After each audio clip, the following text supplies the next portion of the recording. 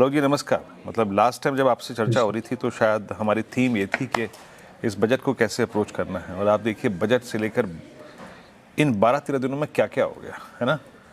चाहे वो हाँ गोल्ड जी। सिल्वर का mini collapse, geopolitical tensions still at peak, crude at 70, trade deal, earning season का क्लोजर, बट सब पर हावी आईटी। मतलब हमने खुद अपने करियर में फर्स्ट टाइम ऐसा एक मंथ विटनेस किया है जहां मात्र अभी तक के 13 दिनों में we have lost about 10,000 point on Nifty IT, biggest fall ever.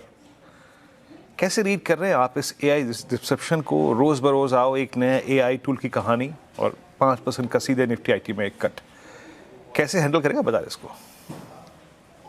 Good morning Veeru जी। आपने एकदम सही रूप में समराइज कर दिया कि लास्ट 10-15 दिन में क्या हुआ। और जहां तक आईटी सेक्टर और एआई का इम्पैक्ट है, हमने भी अपने पास डिस्कशंस में भी कहते आ रहे हैं कि ग्रोथ ऐसे भी कम थी आईटी सेक्टर की। और अगर लास्ट 3 इयर्स, 5 इयर्स या 10 इयर्स भी देखें तो एज एन इंडेक्स बेयरली 10% के आसपास की ग्रोथ आई होगी, उस ऊपर की ग्रोथ नहीं थी। प्लस ये जो डिस्ट्रप्शन है एआई का, अब कुछ होता है जो एक्चुअल डिस्ट्रप्शन होते हैं जो नंबर्स में दिखने लगते हैं, और कुछ होते हैं जो डिस्ट्रप्शन दिखने के वजह से आगे की ग्रोथ पे फियर आने लगता है, और जो टर्मिनल वैल्यू होती है ना वैल्यूएशंस के अंदर में, उस पे एक क्वेश्चन मार्क आने लगता है। आज की तारीख में वही फियर फैक्टर सिर्फ इंडियन आईटी पे नहीं है। अगर हम सैस कंपनीज देखें यूएस में भी, तो वहां पे भी मेजर डी रेटिंग हुई है ऑफ सैस कंपनीज। लेकिन यहाँ पे भी पहले ही ग्रोथ कम थी, उसके ऊपर अब फर्दर क्वेश्चन मार्क ग्रोथ पे, मार्जिन्स पे, दोनों पे है। हमने आईटी में भी हायरिंग के सिलसिले देखे कि ओवरऑल लास्ट फ्यू इयर्स की हायरिंग्स में नंबर्स कुछ खास नहीं है। और इस बार तो आईटी सेक्टर के टॉप कंपनीज ने तो एक्चुअली अर्निंग्स डिक्लाइन भी रिपोर्ट करी है। सो ऐसे केस में जहां अर्निंग्स विजिबिलिटी कंप्लीटली एब्सेंट सी हो, उसका एक ही जवाब होता है कि जब ये अर्निंग्स ग्रोथ आने लगेंगी तो ही इस पे कॉन्फिडेंस आता है कि यस अर्निंग्स ग्रोथ अच्छी है और ये यहाँ से अच्छे कर सकते हैं। लेकिन तब तक ये एआई का फियर तो डेफिनेटली है। ये कोई सिर्फ फियर नहीं है, ये काफी हद तक फैक्चुअल भी है। एंड हमें देखना पड़ेगा आगे आने वाले टाइम में कि अर्निंग्स ग्रोथ आती है कि नहीं। हमारा स्टांस अंडरवेट है अभी।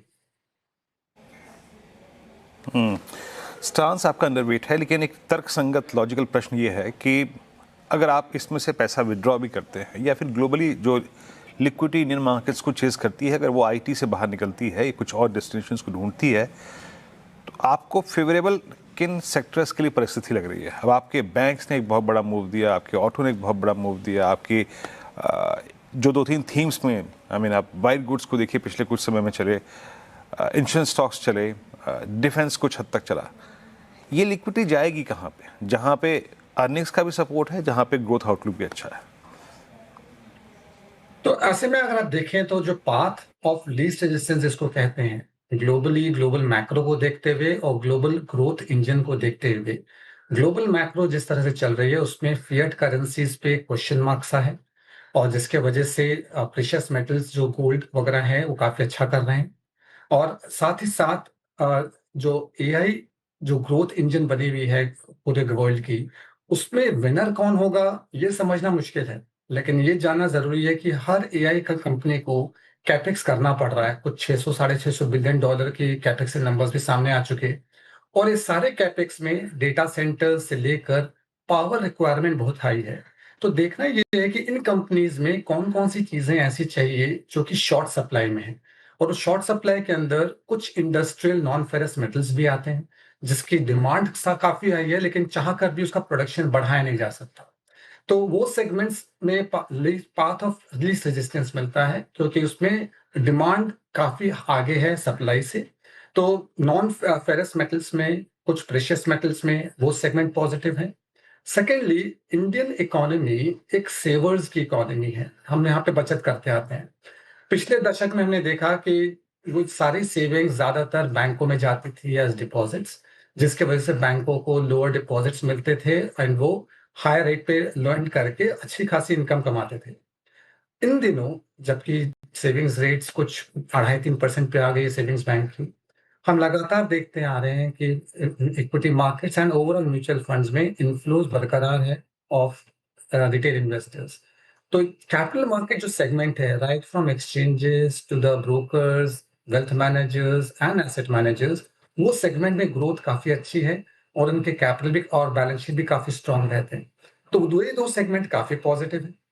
थर्डली जो लेंडिंग बिज़नेसेस होते हैं, जो फाइनेंशियल्स का आपने ज़िक्र किया, सोचने की बात है कि पीएसयू बैंक्स की नेट एनपीए ये लगातार चौथा क्वार्टर है कि पीएसयू बैंक्स की नेट एनपीए प्राइवेट बैंक्स के एनपीए के बराबर है या बेटर है।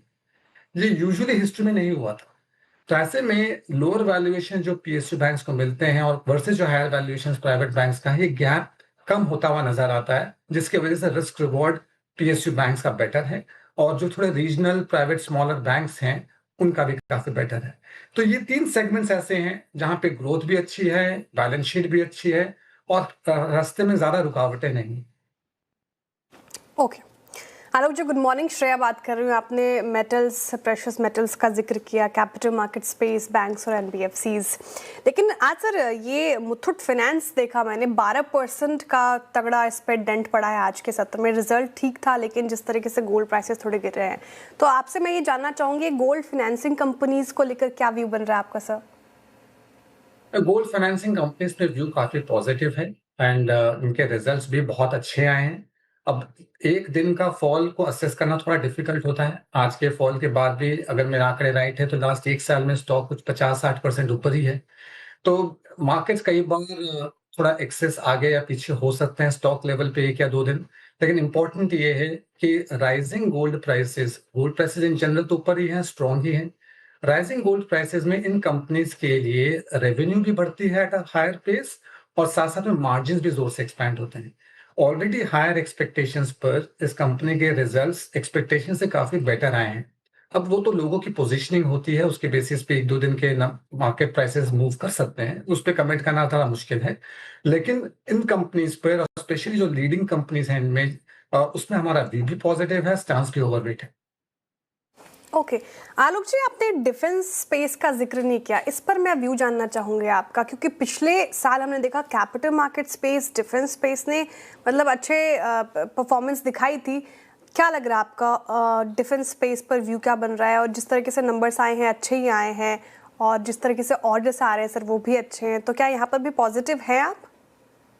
यस, डिफेंस स्पेस में भी पॉजिटिव हैं और डिफेंस स्पेस में हमारे हिसाब से तो अगले 10 साल तक के लिए भी बहुत अच्छी स्पेस है।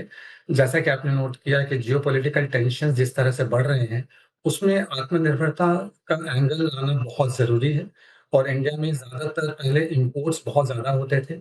अब डोमेस्टिक कंज़म्पशन बढ़ाने के लिए और डोमेस्टिकली मैन्युफैक्चर करने के लिए उनकी ऑर्डर बुक काफ़ी अच्छे से बढ़ रही है। तो उसकी जो लीडिंग कंपनीज़ हैं उनमें उनके ऑर्डर बुक भी अच्छे हैं, उनके रिजल्ट डिलीवरी भी काफ़ी अच्छी है। ज़ाहिर है इस सेगमेंट में बिकॉज़ ये इंडस्ट्रियल और सिक्लिकल होता है, इसमें उतार-चढ़ाव तेज़ी से आ सकते हैं। लेकिन अगले काफ़ी सालों के लिए इसमें व्यू हमारा पॉज़िटिव है और इस बार के बजट में भी जो एलोकेशन किया गया डिफेंस को, उसमें ग्रोथ नंबर्स काफ़ी अच्छे हैं। तो जिसकी वजह से डिफेंस ओवरऑल इंडस्ट्रीज और मैन्युफैक्चरिंग में डिफेंस स्पेस पे व्यू ज़्यादा पॉज़िटिव है।